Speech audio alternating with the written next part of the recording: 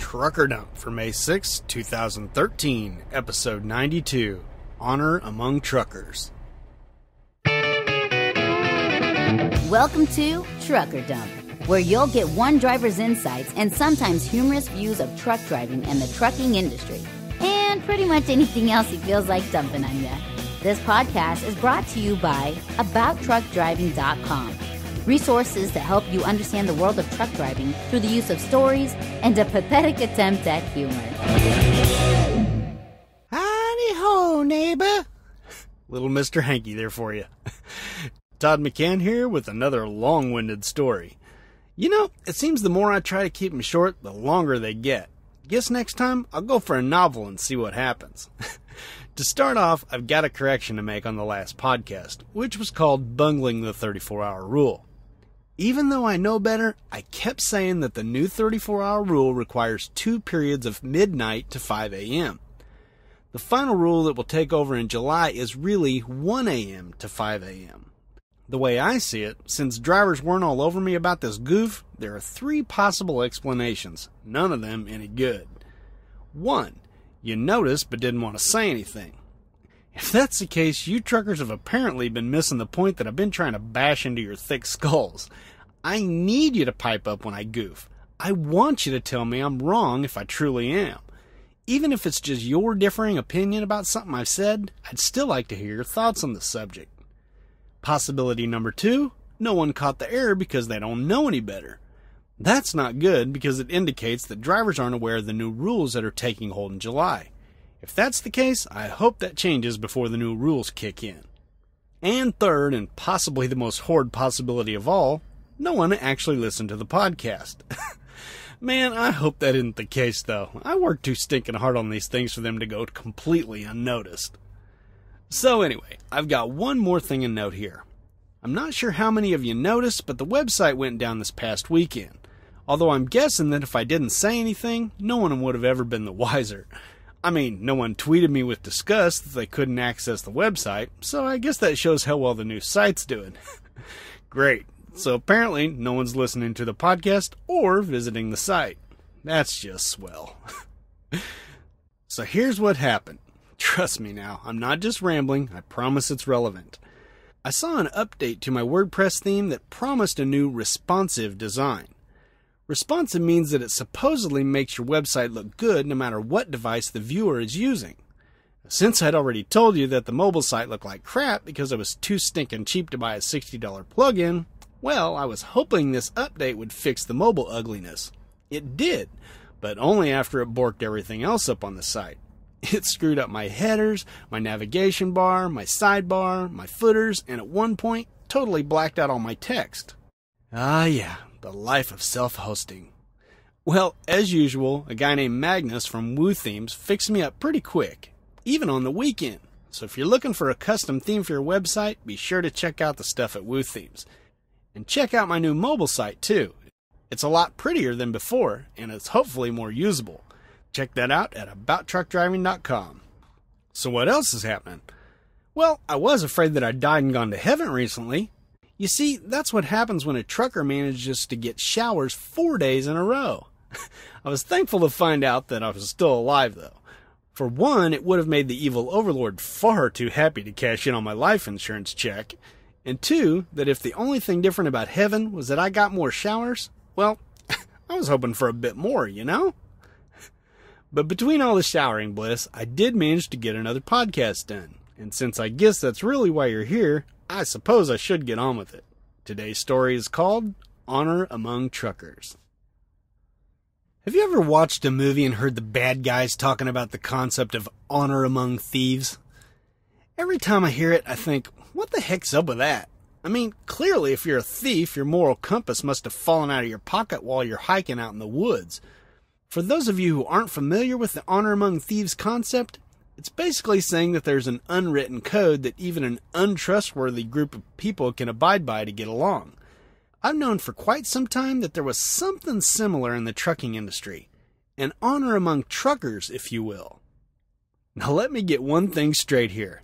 I'm not saying truckers in general are an untrustworthy lot, but let's face facts. Some of the characters out here don't exactly look like you could trust them any more than you could trust a pit bull while wearing a meat scarf. The odd thing is, for the most part, we drivers do it all the time. Trust, that is, not wear meat scarves. We smell bad enough as is. Today we're going to discuss 3 of these situations. Honor Among Truckers, scenario number 1. Parking. Truckers have to park every night in cramped spaces. Whether it's a truck stop, a rest area, or a crowded exit ramp, we're constantly leaving ourselves to the mercy of other drivers.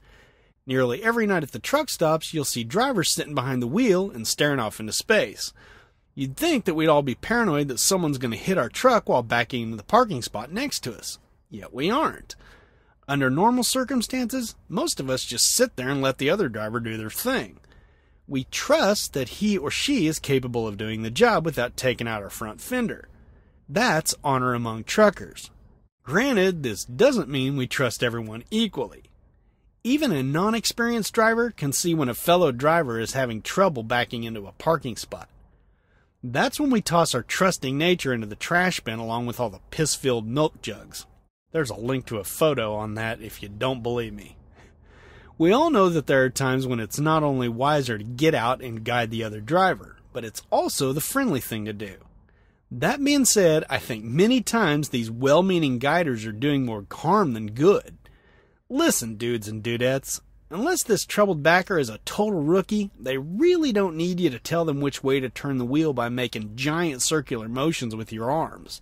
Seriously, you look like you're having a conniption fit, so just knock it off. No, what most drivers need in this situation is for you to simply stand by the parking space and give them a shout if they're about to hit something. But again, the point is, if they don't need help, we just sit there and trust that they'll accomplish the task without smashing in one of our mirrors. Then again, this honor among truckers can sometimes jump up and sock you in the Adam's apple. Case in point, a few weeks back, I parked at a Flying J in Missouri to run in and grab a shower. I did so for 2 reasons. 1, because I'd been wearing a meat scarf, and 2, I was trying to avoid the torture that is the inspection bays at our company shops. You see, I was heading home, and the last thing I needed was for some overly zealous mechanic to find something wrong with my truck that would inevitably keep me there overnight. Been there, done that. Wasn't gonna risk it. So I needed to kill a couple of hours. An extra long shower took care of most of that time. I killed the rest of the time watching NCIS in the trucker's lounge. But when it was finally safe to roll towards the yard, I found a surprise waiting for me by my truck. There was debris all along the driver's side of my trailer, and there was a 6-foot section of the lower side rail that was totally demolished. After I picked my jaw up off the P-lot, I went back to look at the rig that was parked beside me. There wasn't any damage on the rear of their trailer, so I went up to see if I could find a note on my truck somewhere. Nope, it was a hit and run. Probably some owner-operator who didn't want his insurance rates to skyrocket. I asked around, but just like in New York City, no one claimed to have seen anything. Didn't matter much in the end, as my company just asked a few questions and never said another word about it. Guess it happens more often than we might think. Makes you think about trusting other drivers so much, huh? Honor Among Truckers, scenario number 2. Driving. Professional drivers are called that for a reason. We're trained to drive defensively. Rarely do you see a trucker do something completely unexpected. Like the parking scenario, we just trust that the other driver knows what they're doing. When a trucker switches lanes beside you, you just assume he knows you're there. For the most part, you don't feel the need to honk, flash your headlights, or swerve like a slalom skier to get away from him. You sure can't say that about four-wheelers. They're always freaking out like we're going to come into their lane and reenact the opening scene from National Lampoon's Christmas Vacation. There's a link to that hilarious scene in the show notes.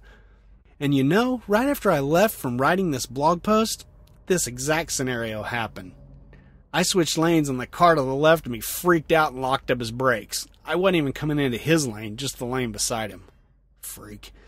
Anyway, likewise, we just assume a trucker entering a freeway on-ramp knows what to do. Again, not so much when it comes to four-wheelers and their cell phones. But just like the parking, sometimes driving trust can backfire too. Early in our careers, the evil overlord and I were tooling along on I-10 near Ontario, California. As any trucker knows, those lanes aren't all that wide. We were cruising along at about 60 miles an hour in the second lane when we felt a jolt and saw pieces of our passenger side mirror go flying. Another trucker had clipped our mirror as he flew by us at about 70 miles an hour. Before we could get pulled over to the side of the road, the other driver took the next exit ramp and vanished through a truck-sized wormhole. Now, had that been a shiny orange truck, we could have reported it and my company would have given Schneider a call. But this was an indistinguishable owner-operator. I'm sure that this was a quickly realized factor when the driver made a split-second decision to do the right thing or hit the exit ramp. So yes, trusting other truckers can suck sometimes, but what are you going to do? Just like the hit and run, this was a freak accident. That didn't mean that I didn't trust the next driver who passed me. I did, albeit looking in my one good mirror a bit more often. Honor Among Truckers scenario number 3. Thievery. Anytime you see trucks in a truck stop, you'll also see lots of empty trucks. Every trucker out there knows that these trucks have all sorts of valuable stuff in them. Computers, TVs, iPods, video and photo cameras, and even game consoles like PlayStations and Xbox. So any trucker could have a field day out here. Most of us know that trucks aren't all that hard to break into either. We know this because many of us have locked our keys in our trucks at some point in our careers. With the coat hanger in hand, we could have been back in our trucks in 10 minutes if we hadn't spent those minutes cussing and questioning our intelligence level. So what's to stop a driver from cashing in? Honor among truckers. Now personally, I'm kind of amazed at the amount of trust we have. Now I'm a trusting person by nature, but being married to the evil overlord for almost 20 years has caused some of her paranoia to rub off on me. She was raised near a big city, so she doesn't trust anyone. While I'm content to lock and deadbolt our apartment door, she goes even further by locking our bedroom door and keeping a loaded 44 Special on her nightstand. So that means I'm possibly a bit more cautious than the average trucker. For example, here again we come into all the truckers sitting in their driver's seats at the truck stops. Many drivers sit there with their laptops propped up on their steering wheel as they busy themselves with email, watching movies, surfing the web, or as most of us can attest to, watching porn. Everyone can see this. That's just way more trust than I can muster. Anytime I'm on my computer, I'm always in the bunk area. Now during the daytime, I do leave the front curtains wide open to let some light in, but at night, I shut them tighter than a frog's bunghole. Why? Take a look at the picture I put on the blog post. There's a link in the show notes. That's why. As many of you know, I gush on and on about my beloved MacBook Pro. God is number 1 in my life. The evil overlord on my Mac are fighting it out for the number 2 spot. Anyway, I'm not about to prop my glowing like a full moon apple up on my steering wheel where everyone can see. That's because even Apple haters know that Macs are more valuable than the average PC. This is not Apple fanboyism. This is a fact. At some point, I'm going to have to get out of the truck for something. And some trucker who is watching is going to know it. I faced something similar to this the other morning. I was at the Flying J just north of Houston, Texas, and I was jonesing for a shower. I pulled my front curtain closed, packed my shower bag with fresh duds, and headed towards the truck stop. As usual, I could see truckers who saw me vacating the truck. Some were in their trucks while others were walking about. That's when the crazy-eyed guy approached me. He was a thin black man in his late 50s. He was dressed kind of ratty, and he had that eye condition where you couldn't tell what he was looking at.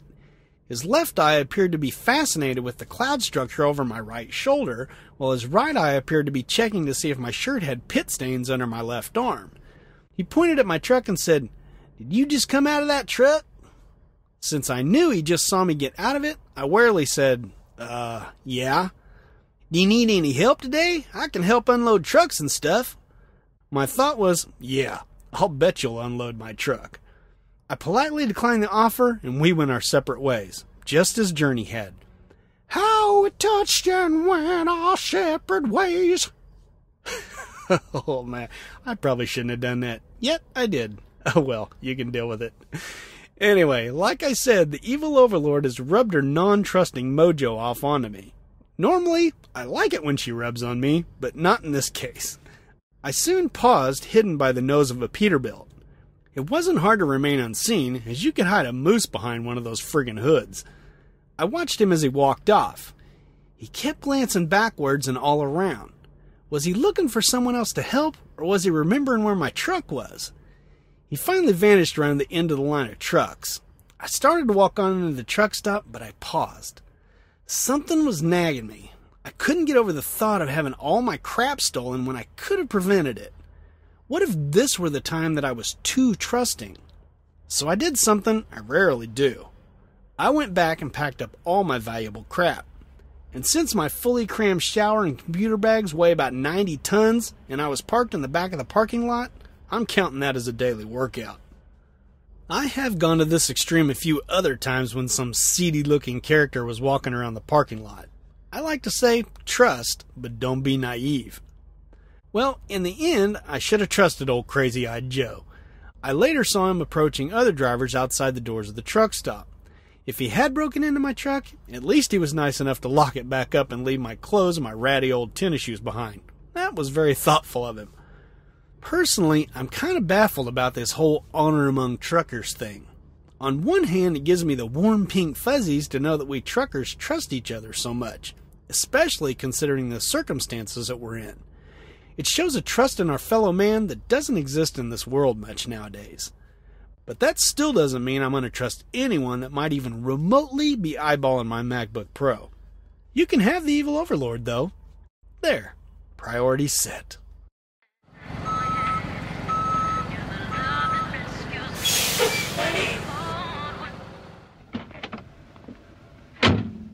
Hey, yo, bud, where do you want this load of feedback?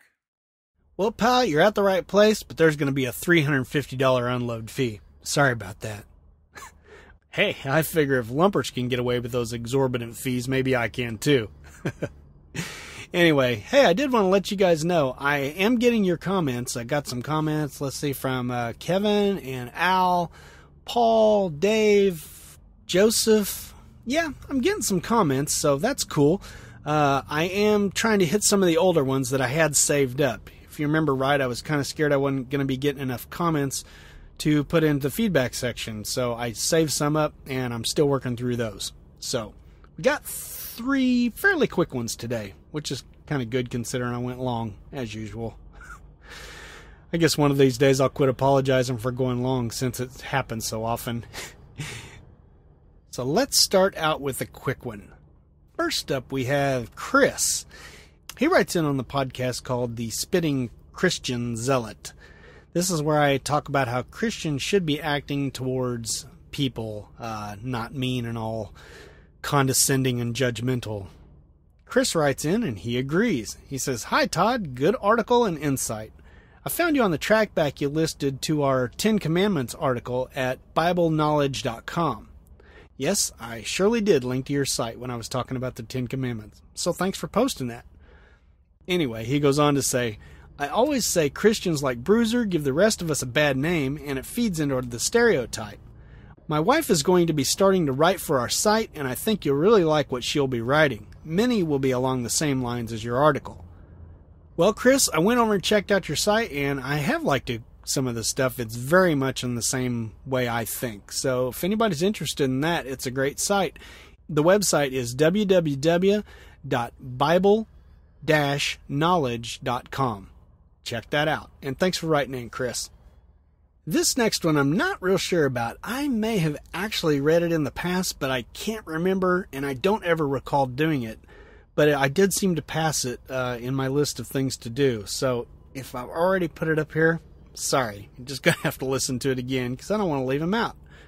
Smoothjazz wrote in on the podcast called E-Logs, Do They Really Increase Driving Time? He says, "I've been on E-Logs about 4 weeks, and I hate it because it takes away the freedom that we used to have.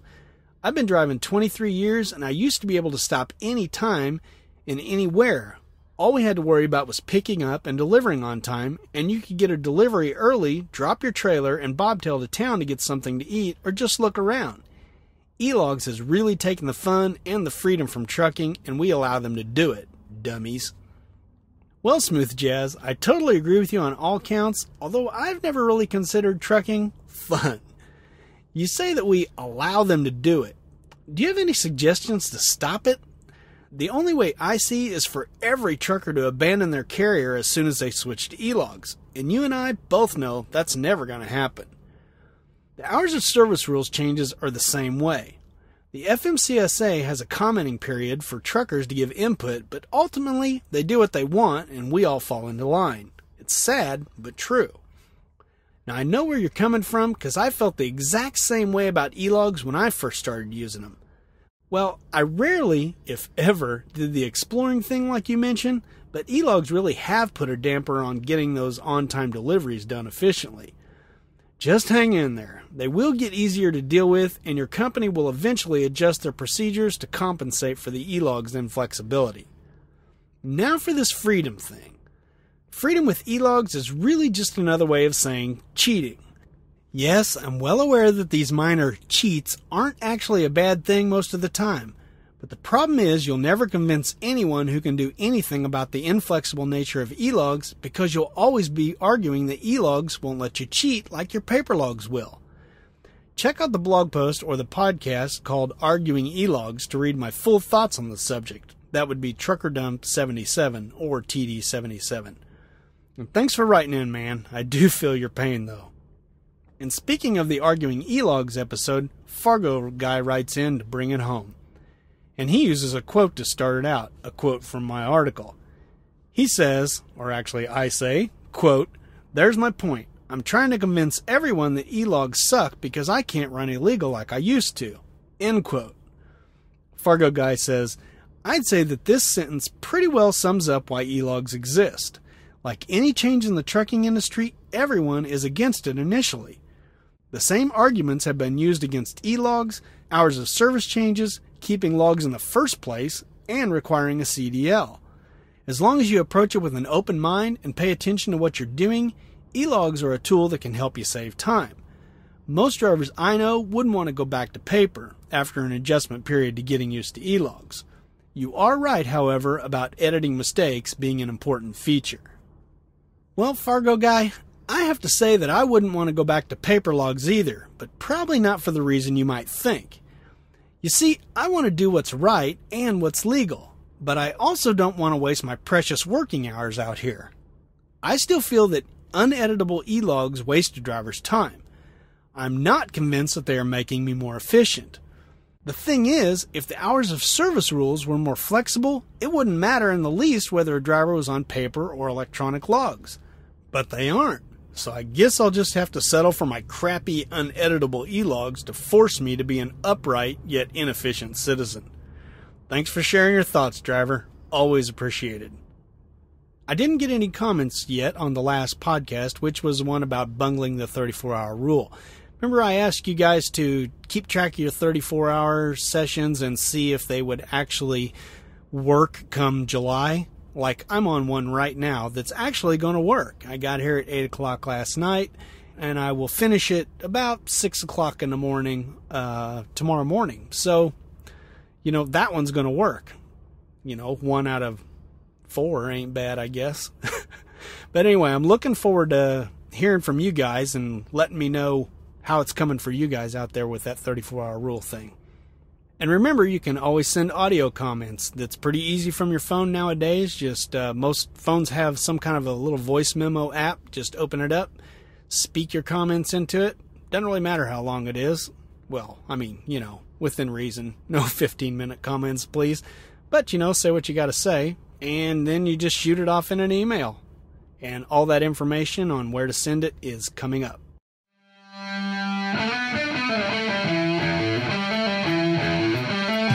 So what are your feelings about the trust we truckers share?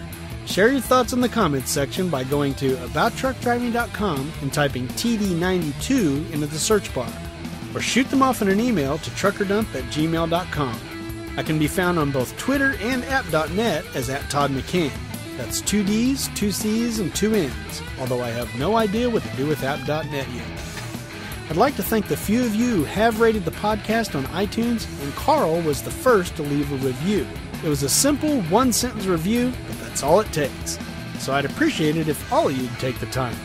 Even without it, though, I appreciate you listening. So until next time, drive safe and stay out of my way.